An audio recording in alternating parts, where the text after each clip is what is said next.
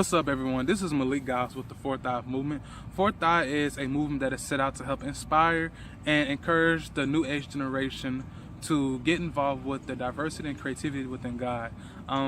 We as the new generation are always looking and seeking for new things to do, whether it's something that's colorful, vibrant, bright, new. We're always looking for change. We're always looking for something different. So the purpose of the Fourth Eye is a movement. It's a movement that is within all of us, something that goes far beyond what we are already doing, what we are already expecting to be. This is our new and true growth that will surely get us into God exactly how we want to, exactly how we prefer to get into God, that is best fit for us, because everyone has a different relationship with God. So why not get into Him exactly how you want to get into Him? Well, I'll go ahead and start off because this is the first video. Give you guys an intro. I'm Malik Giles. I am 22 years old, born and raised in College Park, Georgia. Moved to Fayetteville, Georgia, 2009, and graduated from Fayette County High School. I attend Savannah State University as of now. I am a junior mass communications major. Concentration right now is audio and video, but I am pretty soon changing it to journalism. So that's a little bit of background about me, where I'm from, and what I'm doing right now, just basis. So once again, like I said, since this is the intro video, I won't be going all into the good details and more so deeper things that we'll talk about. So the main topics we'll be talking about today, I'll be talking about today, is what is the Fourth Eye, which I've already explained to you, but I will be more than happy to explain more to you about it, and pleasing God and pleasing humans. So it's going to be some really good topics with good understanding, good insight, and explain a lot of things that we deal with today. Okay, so I just had to take like 7 retakes just now because there's a helicopter flying over the campus, and I was hoping that it would just go and not come back, but we just gonna make what we got now. We're gonna make something shake. So anyway, what is the Fourth Eye? The Fourth Eye is a movement, and I did set out to inspire and encourage mainly the new age. And when I mean by the new age generation, I am pertaining more to the generation that is new today. Any generation that is new, that is the newest one, that what I say, I would call that the new age generation.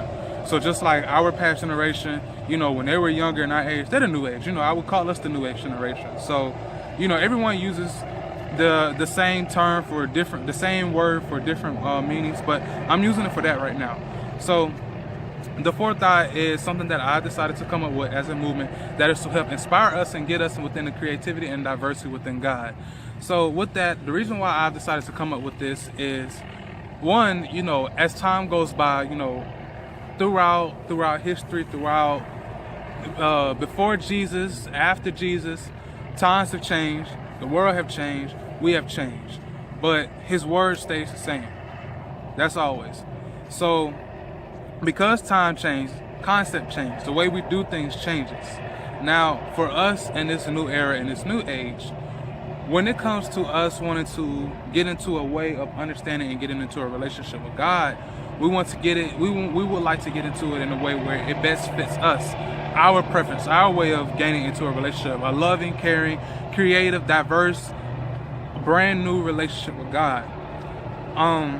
But of course, within this time and day, I want to say this time and day, within the concept of how it is, within this concept of how it is promoted to get into God today, it doesn't fit a lot of our descriptions. We don't find it something we can suit to. It's basically like sitting at a table with a bunch of people at school that you really don't hang with, or that this type of crowd you're not used to.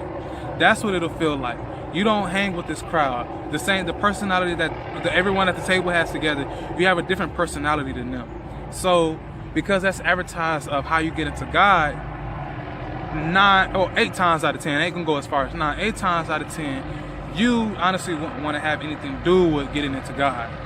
Well, the Fourth Eye is an inspiration for you to open up the the true creative side of you, the true diversity, the true gift, what's special about you, that one thing that sets you apart from everyone else that God's placed into you.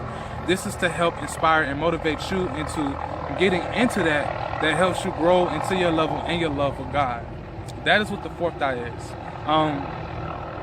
And within that foundation, it can be many things else, but solely to that foundation, it is an inspiration that is set out for mainly the new age generation to explore God through creativity and diversity. So that is what the fourth eye movement is. So now that I explained to you guys just a general basic concept about the fourth eye movement. By the way, if you guys have any questions regarding the fourth eye movement and more of the background and the foundation behind it, or even questions about me, feel free to put in the comment box or just email me. When you see this video, you will look under and you will see my information posted, my social media, my email, and everything. So if you wanted to talk more about the fourth eye movement, the foundation, and whatnot, and you have a lot more questions than what I explained, there's no problem for you to email me. So, or just to contact me in general. So feel free to do so. So now on to the topic today. The topic we're going to be talking about is pleasing God and pleasing humans. Pleasing God and pleasing humans. You see, I wanted to separate those two to get your brains thinking. Well, just to get our brains to understand that there's a difference between two. Well, today, as humans, I will start off by saying this. As humans, we love to please. We love to please. We love to show off. When we get a new chain, a new pair of shoes, when we get a new house, a new something, the first thing we do is we post it on social media. We walk out the house with it. We call our friends, send them a picture of it. We show it off. It doesn't matter if you're conceited, you're the most humblest person alive. We love to show off. And that's just a part of our nature. Some do it more than others and some don't do it at all, but we find some way to just show off in the smallest way. That's a natural trait that humans love to do. We love to show off, and of course, it's something that you start off by doing and you eventually learn how to work on it. Some people show off in moderation. Some people tend to stop showing off, period, and just let everything be shown. And some people don't care. They'll show it. They love to show what they worked hard for. Well, when we bring that into our relationship with God, it's a distraction. Our relationship with God is complex but simple at the same time. It's like this. It's simple because let's say you have a boyfriend or a girlfriend and you're dating a boyfriend or girlfriend. You already have the label, you already have the title, you guys are boyfriend and girlfriend. So why are you guys constantly posting on social media, texting everyone, letting everybody know that you guys are boyfriend and girlfriend? But not only that, but you're telling everybody what you guys are doing, how you guys are progressing, every little detail, this and that, the secrets, all that stuff, what y'all did behind closed doors, what don't happen, and all that stuff. Y'all telling everything. When it comes to a relationship with God, it is your relationship. The things that He tells you, the things that He puts you through, the things that He gives you in understanding. A lot of those things are for your understanding, for your knowledge, for what you're about to discover, get into in life, for the places that God will take you, of course, for where He's already brought you in life, of course. So, number one, I would say our relationship with God is not a secret. It just has its privacy. This is not a show. This is not a show that you put on. It's not really a show that you put on and you go in front of the stage and say, hey everyone, I believe in Jesus and I love Jesus. No. That's not what it is. And with that, a lot of us have this thing whether we feel like it's a requirement or it's mandatory to let everyone know that we have this authentic, legitimate, foolproof relationship with God, to the point where we are confirming our relationship with God with others more than we are with Him. Many individuals, they will try to confirm that by letting people know that they are going to church every Sunday. They will try to confirm it with others by putting posts on Facebook, dressing up in these church uniforms, walking around with their Bible or anything like that, anything of some sort. But just basically letting others know, hey, I believe in God, and I just want to let you know so you can know I believe in God. That's not authentic. When it's real, you don't have to show it. It shows for itself. It's vibrant. It's within the spirit. It's not something that you walk around and say, I have this orange, I'm using this. It's not something you walk around and say, this right here is my relationship with Jesus, and you will see it every day. No. It don't work like that. This is the relationship with God. It's within the spirit. This is something that starts off in the spirit and slowly works itself to the physical. And it shows. You don't have to say nothing. It shows. It shows. When something starts off in the spirit, it eventually works its way to the physical. And it shows. It shows. So with that, I wanted to encourage you guys that you don't have to show off. And this is for others who, I would say, you may have went through an issue where someone wanted you to always look this certain way. You was a part of, I don't know, some type of organization or anything, a choir, a church group or anything where, they would say things such as, this is for the Lord, you got to do this for God, and you better come on this Sunday, God ain't going to be pleased. People say stuff like that, and, I've been told things like that as well. Now, I will tell you guys a little background about me real quick. I didn't grow up in the church, but I grew up going to the church. So basically, I didn't experience the whole fellowship thing and, really having a close connection with everyone in the church. Until I got to college last year. Well, I was already in college, but last year, it was the first time having an actual fellowship experience and whatnot. And, it was a nice bond, but along the road, you start to understand the church. And this is not just within any church. This is within a lot of churches. Many of them hold bondage. I want you guys to remember that word, bondage. Many churches hold bondage, and that's what ties them down, binds them up, and slows the growth within many individuals who consistently attend churches. Oh Lord, I forgot where I was going. But yeah.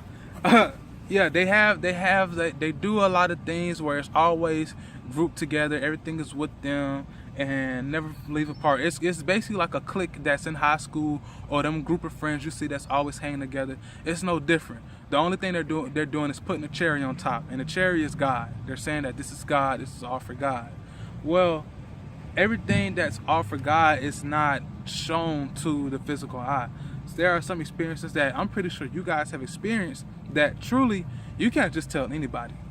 You can tell some people you come across, but you can't just tell anybody, because for good and well, if you tell these people these experiences about whether it includes somebody and they know, or just you, they're gonna look at you sideways, or they're gonna have something to say, or just this and that. So that goes with your relationship with God. It has its privacy, and it has its moments where it will show, but it is nothing to show off. You do not have to please individuals when it comes to getting into a relationship and growing and connecting with God in an authentic and a wonderful way. It is nothing to just show to the world forcefully. Remember this: God does not force His will upon others, so He will not force His will upon you. So with that understanding grows within you. When you know, you will always know. There's no super try to get to this. But when you know that you are moving in the spirit exactly how you want to and how you know how to, you will know that it just flows. It just flows. There is no extreme change where you gotta change your name, your hair, and how you dress and walk. You can still be you. Just over time, as you grow spiritually, you will adapt to that physically exactly how you want to. And it's not really an example I can give you guys. Well, I don't want to give you an example because I want to keep that understanding open for everybody.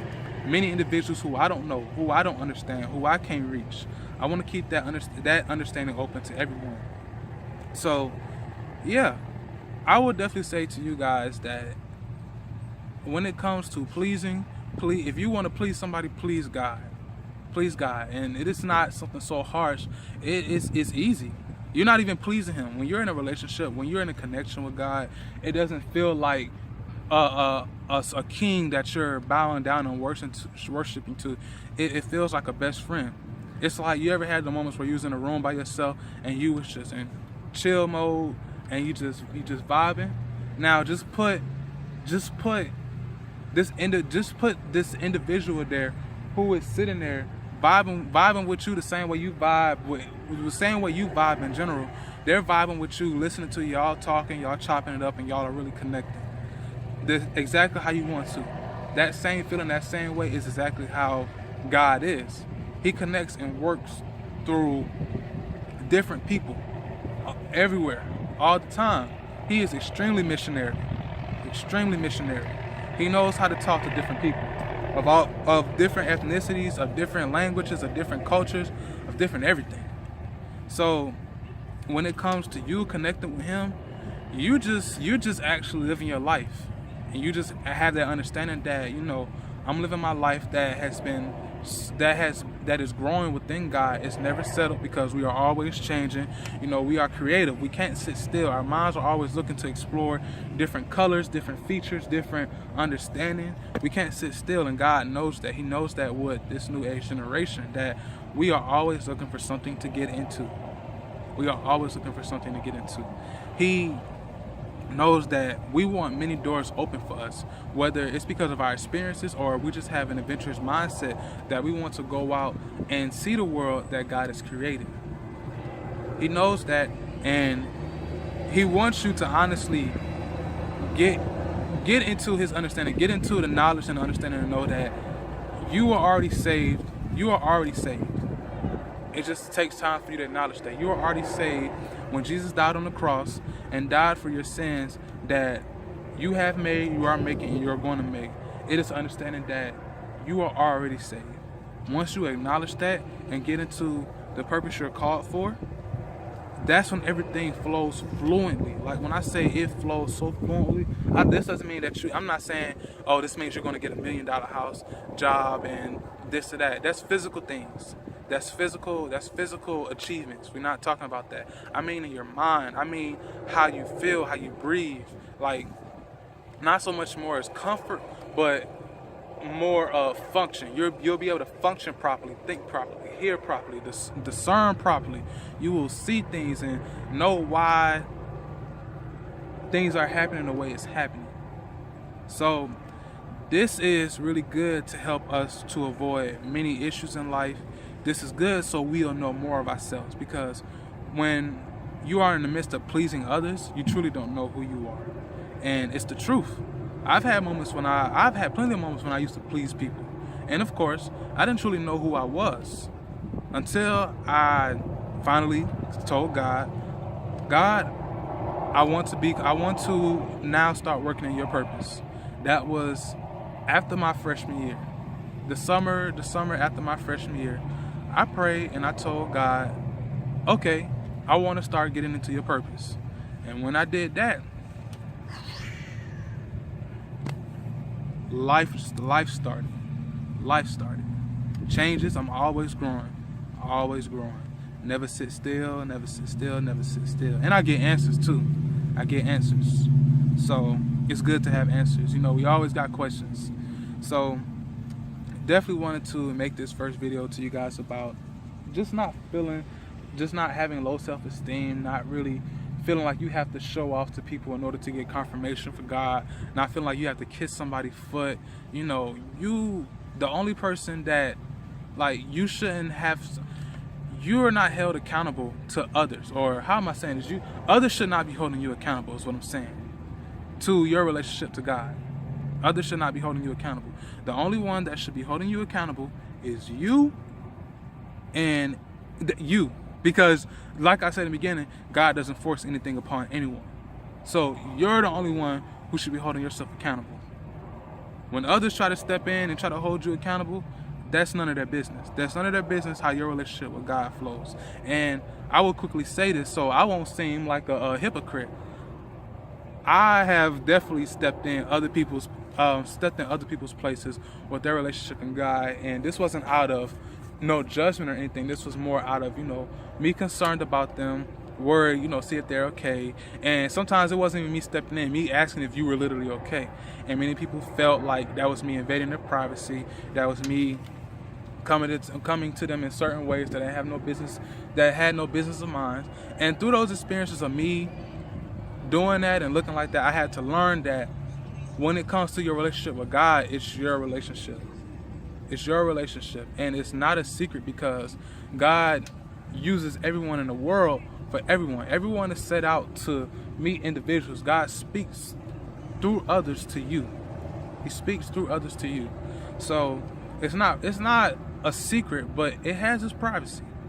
So I would definitely say that definitely concludes this video.